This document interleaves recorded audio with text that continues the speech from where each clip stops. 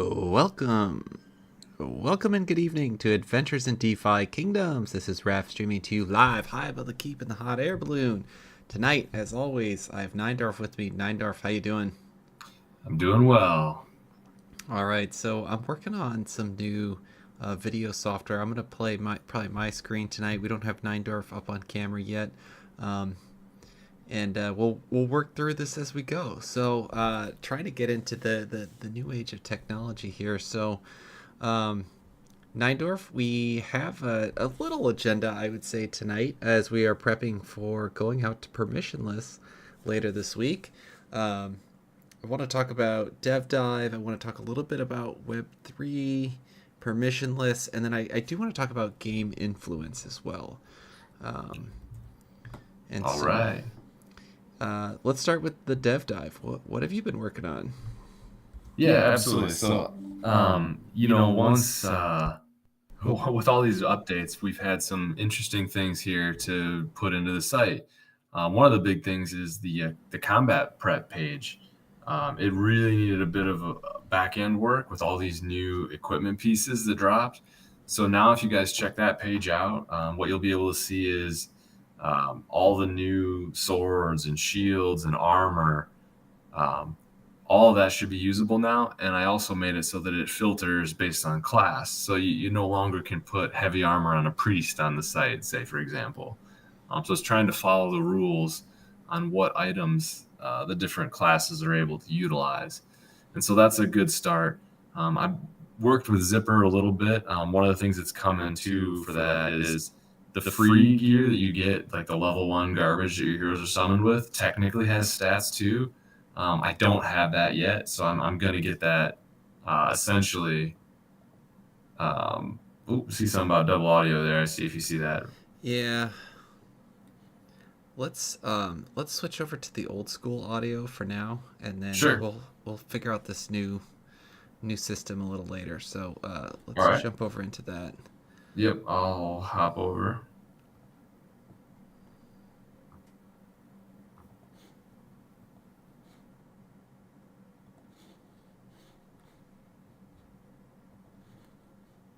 Testing. All right. Are we back? I think we're back. I still got you, so that's good. Yeah, and it sounds less echoey. So this is what we're gonna use Okay, from cool. now until we can figure out the rest of that. So yeah, I mean, working on understanding what can go with your heroes, that's key to this next phase of combat. So adding some smart logic to it sounds awesome. Yeah, and there were some surprises that I guess I had forgotten. Like I just always thought that berserkers had heavy armor, but it's medium. Is they can't actually wear heavy. So, I think it's kind of interesting to refresh some of these things that you just have been assuming for a while. So, kind of gave me an opportunity to look at some of that too. And then, like I said, yeah, Zipper is going to help get me the level 1 stats. So eventually, you'll be able to put see what that is. Like if you have a fresh hero, I'm thinking more like when scrub fights come out, that'll be more interesting. Right now, you're not gonna really care what the basic gear is. You're gonna go all the way to level 10 or 12 gear. So, but yeah, just keep that in mind. That's something else. Um, but yeah, so that's we've been rolling that. And then please, as always, if anybody finds a problem, let me know. There's a lot of numbers I had to type in and search, so it's very possible I got something goofed up. Yeah. All right. Well, I hear like not just one, but multiple Gen 1s that are awake and crying now. So I clearly did not wait long enough to start the pod. I'm going to maybe have you carry us for the next couple minutes. You're welcome to go if you want to talk about the Web3 article that you shared with me. I can bring that up on screen, or if you want to just Sure. talk about the game, I'll share the Web3 article and maybe put it in chat so people can have a link to it. And Yeah, then that's a good idea. I was planning on having you help walk me through it. I have not read it yet, but the first half a page sounded really interesting. So I'll be back in a moment. Yep, sounds good. All right, so yeah, I'll step in here for a bit. Essentially, the premise of this article is it was kind of a it crossed my stream. I was just looking at Cointelegraph's news, just checking up what was going on.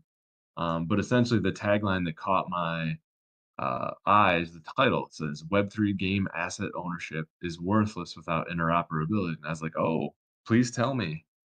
So I'm digging through this article, and essentially what they're saying is, the typical game model that we've been following forever was, you're logged into a server, thinking something like WoW or whatever, and you're earning these assets in game. And then essentially the assets are stuck there forever. Well, the premise of this article is, well, what is really changed with NFTs? Sure, you own them technically in your wallet, but if the site or protocol or entity that essentially mints them for you and controls how they're used shuts down or closes up shop, there's really not a lot left there. So then essentially they're arguing that you don't have ownership. And ownership comes from interoperability in that you need to be able to take them with you. I think the Vizzy idea is a great concept of this, right? Like you've got your bloater hat on, um, and the question is can where's the scope of that limited to? Right now, it's limited to putting them on heroes in DFK. But what about a future where, say, there's like a first-person shooter, Counter Strike kind of like, can you wear a bloater hat there? It's kind of hard to say how far it could go. Yeah, I talked a little bit about this topic with Skillet over lunch because this just crossed my lap today, and I like to chat with him and kind of get his take on things, and we kind of chased out a few interesting points. Um, and I'm just looking at chat here. Code Green interoperability is a pipe dream. I kind of agree with you. That's kind of where we ended up. That it's extraordinarily difficult to implement something like that. You'd have to have an intense set of standards, and then maybe even on top of that, some sort of like scope or I'm trying to find the right word for it. What is I think scope. What's the scope of this NFT? Like maybe it's, a wizard class hero, right? Doesn't make a whole lot of sense in a first person shooter. Those stats, those skills just don't apply. But maybe it's, your turn based um, RPG sort of game that DFK is definitely in that realm of, or like, like I was mentioning, like a WoW type of game, something like that. Seems like it'd be a really interesting way you could limit the scope of it. It's not a global NFT in that regard. Uh, but yeah, I don't know. I'd like to get your guys' thoughts on this. Anybody listening too? And I It's just popped back in too, and I realized I wasn't sure. sharing my screen, so my Oh, that's all right. apologies for The everyone out article's there. good, I think. Yeah. Um, Interesting. I think I caught most of that. Yeah. I would say my first comment is it's a little early to be throwing stones. Oh yeah. Is I think what I would say first, my first rebuttal is that we're still in the infancy stages of this technology developing, and it's still better than what Web 2's complete lack of ownership. And so, yeah, you may not have solved everything, but as I think DFK has shown, you have a lot more utility with these items. You can transfer the ways that you can transfer them, and then I Sorry about that. suppose their counter argument is just that feature could be built into a Web 2 game. I suppose. Um, but yeah, this is kind of fascinating. I wonder you know what does the article talk through, like what it expects beyond interoperability. I think a little bit, but not necessarily. It's more posing it as a problem and why Hmm. through ownership right now. I think it does say a little bit. Scroll down a little ways. It says like the three parts necessary to a necessary solution. I think that's Yeah. probably the best you're going to. So essentially, what they're saying there is you got to have the technology to solve the interoperability issue, and that's what Code Green I think is kind of speaking to. I'm not speaking for him a little bit here, but that's my interpretation. Essentially, that technology is significantly challenging in terms of game style, game design. Is it a deck builder? Is it a first person shooter, live action? There's so many types of games that that's like very difficult. And then the second one is technology to solve economic issues. I mean, I think I feel like every game has different tokenomics. So I think this is the prime, uh, the soup where we're trying to stir up all these cool recipes for economic success in games. And I think DFK's done a decent job. There's not, I don't think anybody has a perfect solution yet for tokenomics. I think it's a work in progress. Um, but I think they're doing a pretty solid job. And then third point was something about to showcase it to the world. And so that's like, I don't know if they're talking about like how do you view these things apart from a native game? Like how do I look at DFK heroes out of DFK? Hmm. Like more global scope, I think, is the way I'm trying to interpret that one. But yeah, it's really an interesting point, and I'm with you. I think we're just starting here, but at the same time, I think it's cool to see these sorts of things, and like you said, DFK's done a good job of pushing tech forward in the Web3 space. It feels like. This might be a topic I'd be really curious to get what does a Hubert think about this? Yeah, I like that. Well, we'll have the chance to ask him because we're That's planning right. on being out there and in permissionless. So maybe I'll take us to question of the day here that I had queued up for you. Summon or influence? Or I know you maybe took door number 3. Um, what are you doing with your Gen Zeros right now? Yeah, absolutely. So I still got my pair, and they're just still chilling over in Sarandale, and the bot, when the time comes, makes a crystal for me. So they're gardening and fishing just like they always were at the moment. Love that.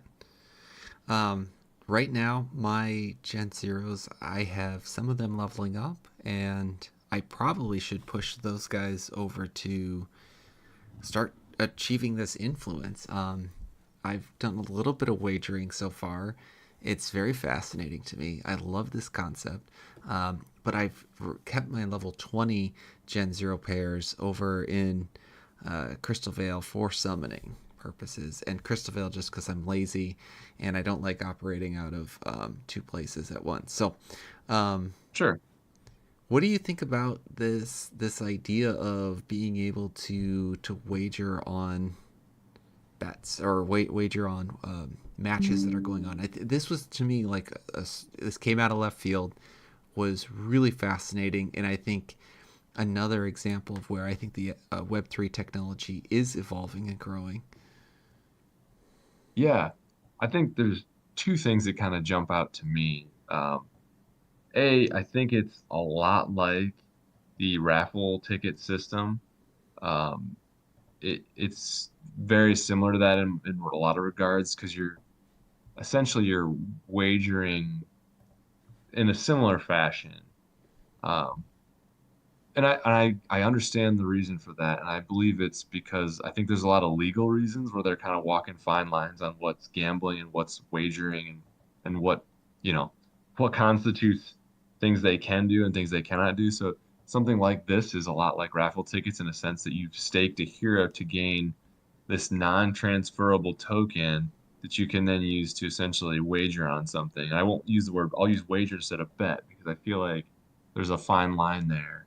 Mm-hmm. Maybe there isn't a line or have it backwards, but if you notice, the two things that you can really wager on in DFK are both, I believe, soul bound items or wallet bound, which probably is a very, I'm sure there's legal reasons for that. And I suspect that anything like that will always be wallet bound for legal reasons. But beyond that, I think it's fascinating, and I think my fear would be, are we going to end up with billions of influence built up, kind of like we have gold right now? Are we going to get quickly to a place where we've got, you know, 6.8 billion influence, like we have, again, like gold, there's 6.8 billion gold that's net minted at this point? Mm-hmm. Or do you feel like there's going to be enough use for it, enough people putting into the pie, so to speak? Yeah, I think that it will probably get inflated. As soon as some real rewards start going in there. Um, but it is a neat staking system.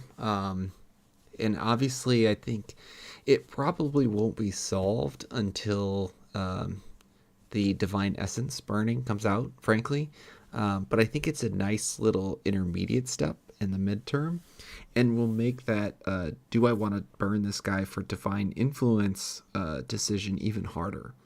Because, Ah, I think eventually it'll lead to some juicy rewards if people want to get their name out there and do some tournament sponsorship. Maybe you could even make some of that, in voting on something, and not that I actually want this someday, but like gated behind an ad, like where it's like, okay, I want to put my influence here. It's like, I gotta watch this stupid 30-second ad. But if right. someone was like putting, the chance to win $10,000, then I would do that without any hesitation of doing it.